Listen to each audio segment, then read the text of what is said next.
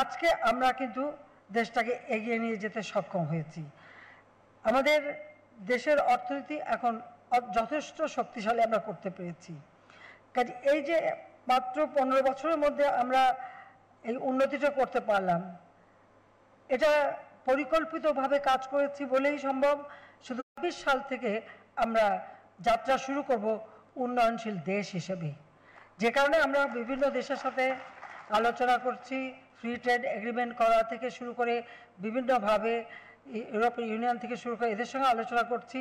পাশাপাশি আমি আপনাদের আরেকটা কথা বলবো, আসলে যুদ্ধে জড়িয়ে পড়ে ইউরোপিয়ান দেশগুলি বলেন, আমেরিকা বলেন, সব জায়গায় কিন্তু তাদের ইনফ্লেশন বেশি, অর্থনীতি কিন্তু খুব চাপের মধ্যে।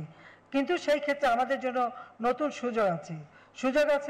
আমরা মিডল ইস্ট, জিসিসি কান্ট্রি অর্থাৎ Gulf country, Africa, South East Asia, East Asian কান্ট্রিগুলি, ইস্ট ইউরোপের কান্ট্রিগুলি, এদের সাথে যত বেশি আমরা আমাদের যোগাযোগ রাখতে পারবো, আমাদের রপ্তানি বহুমুখীকরণ করতে পারবো।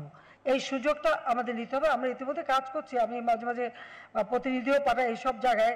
তা আমি এটাই আপনাদের বলবো যে আমাদের এই সব দেশের দিকে আরও বেশি আপনারা নজর দেন। কারণ যেসব দেশের দিকে এতদিন আমরা করতাম, তাদের বললাম তো আমি যে তাদের ক্রয় ক্ষমতাও কমে গেছে, দারিদ্র্যের হার বেড়ে গেছে, সেখানকার অবস্থা উপরে বোঝার উপায় নাই, উপরে তারা ফিটফাট, কিন্তু ভিতরে যে কি সেটা যারা থাকে তারা জানে। তো সেই জন্য আমাদের নতুন নতুন জায়গা এবং নতুন নতুন পণ্য খুঁজতে হবে। এবং আমরা শুধু ওই যে গার্মেন্টস উপরে নির্ভরশীল থাকবো কেন, আমরা যদি মিডল ইস্ট বা অন্য জায়গায় যাই, পাশাপাশি আরেকটা জিনিস, পণ্য যখন আমরা উৎপাদন করব, তার ডিজাইন, রং বা তার এক একটা সময় কিন্তু এক একটা জিনিসের চল আসে, সেটার সাথে সামঞ্জস্য রেখেই কিন্তু আমাদের ফ্যাশন ডিজাইন এগুলিও পরিবর্তন করতে হবে।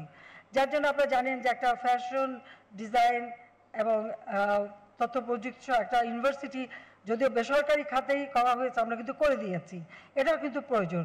এবং এক্ষেত্রে গবেষণা প্রয়োজন আছে, কোন দেশে আমাদের বাজার আমরা ঢুকতে পারবো, সেটা আমাদেরও সরকারের পক্ষ থেকে আমরা করব, কিন্তু ব্যবসায়ীদেরও কিন্তু নিজেদের পার্টনার নিজেদের খুঁজে নিতে হবে, সেই দিকেও আপনাদের নিজেদের দৃষ্টি দিতে হবে।